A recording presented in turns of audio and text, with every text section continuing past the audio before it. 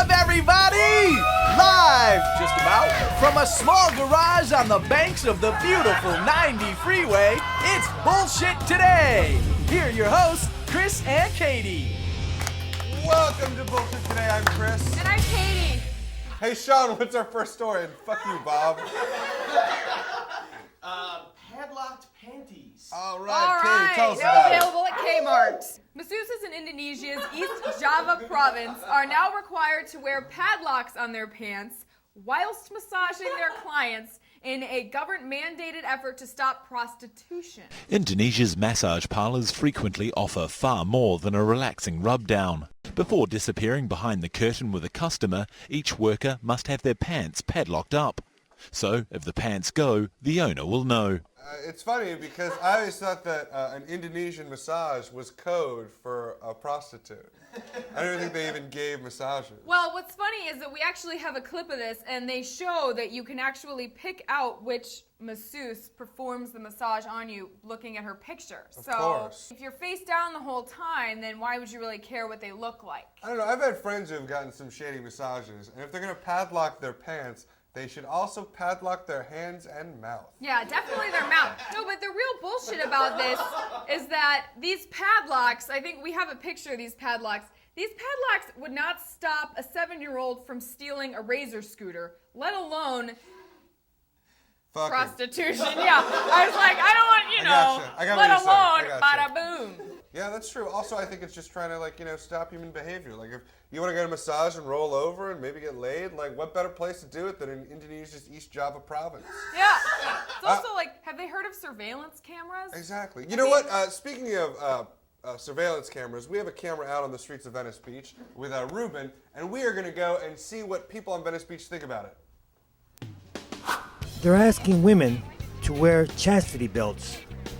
What do you think? Well, if they're asking them and they agree to it, that's fine. But if they don't agree, then they shouldn't have to. No happy ending? No happy ending. That is bullshit! That is bullshit! That is bullshit! If they're happy with their hands and they want to charge you, that's just like being with a hooker. You know what I'm saying? Look, I'm in the military, okay? I'm in the Navy. So Indonesia would be something that a Navy sailor would frequent. AK nuisance. AK nuisance? AKA nuisance. AKA nuisance? You mean like nuisance? Otherly known, yeah, nuisance, like nuisance. I'm a nuisance. No sense? No nuisance. I have sense. Nuisance. Okay. My clean Ladies from Indonesia? Hey, now. That would be great. What about if you're getting a massage from one of these girls? They just want a massage, and they say, pick the lock. That can be a sting operation. It's up to you who you fuck, right? Look, I agree with her because I was in the military, and my number one thing was get some. No. You're going to do a skid out on that. Right? Every man for himself. Sir, would you pick the lock? If it was a good-looking lady, yeah. You know, they do recommend that you wear protection, but how many of us wear them? And we're talking Indonesia. Probably none of y'all, because y'all be bringing back the But then- ABCs and the 1, 2, 3s on that mug, man. I'd be afraid to sit down on the toilet. I'd be hovering over that thing on the ship, man. I think it's absurd, but as long as I'm getting my happy ending, which she can just use her hands and her mouth if she wants, I'm fine with that. That's like a setup for Judge Judy or something. Yeah, you don't want to go to... You would be like Muhammad Ali, sting like a butterfly or sting like a bee or something like that. That is absurd, Indonesia. Bad, Indonesia. Huh. Yes, why? Ruben, that was miraculous. Hey, Sean, what's our next thing we're talking about?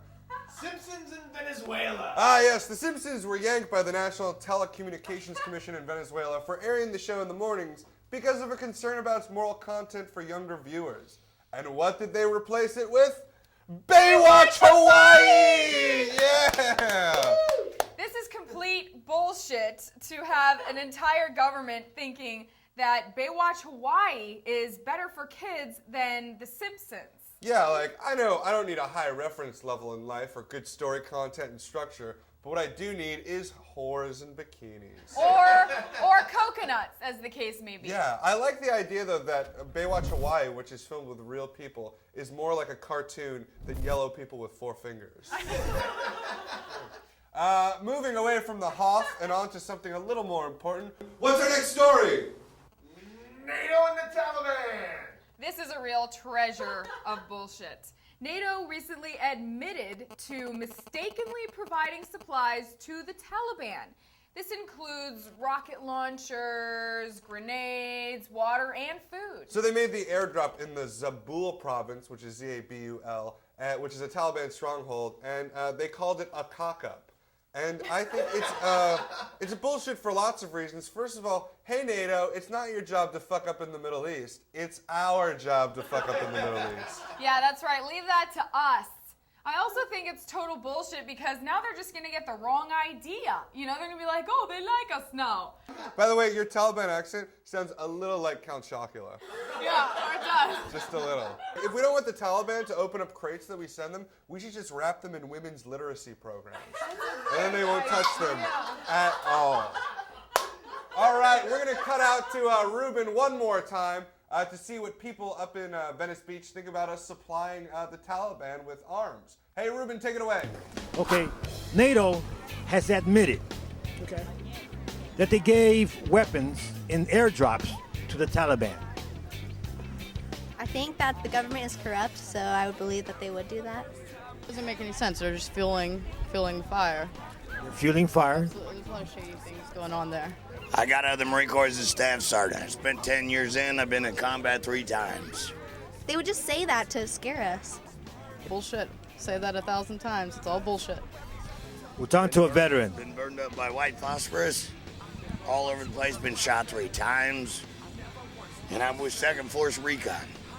Fighting a war that we really shouldn't even be in. Shouldn't be there. Shouldn't even be in. No, I think it's bullshit. Bullshit. Yeah. We can say that they're a legitimate enemy if they have weapons. And the reason why they did that is because all of our Gulf War units, Desert Shield, Desert Storm, all 3 of the ones that I'm in, we're training them how to fight their own damn war. Just like Vietnam. I think they did it on purpose, just to keep the war going.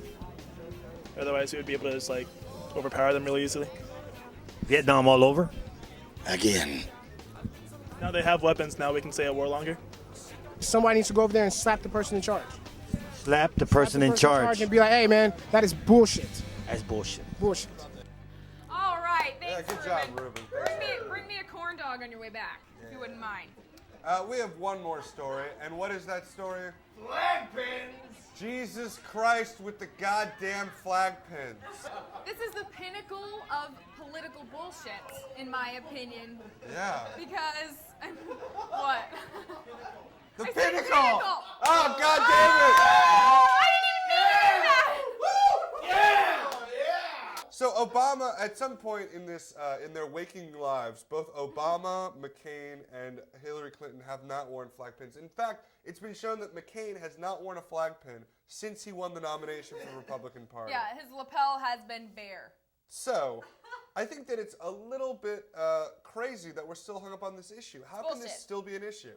For example, if I were Obama, I would be thinking, like, wow, you're right, I'm not wearing my flag pin. You know what? I went to Harvard Law School and then did community organizing.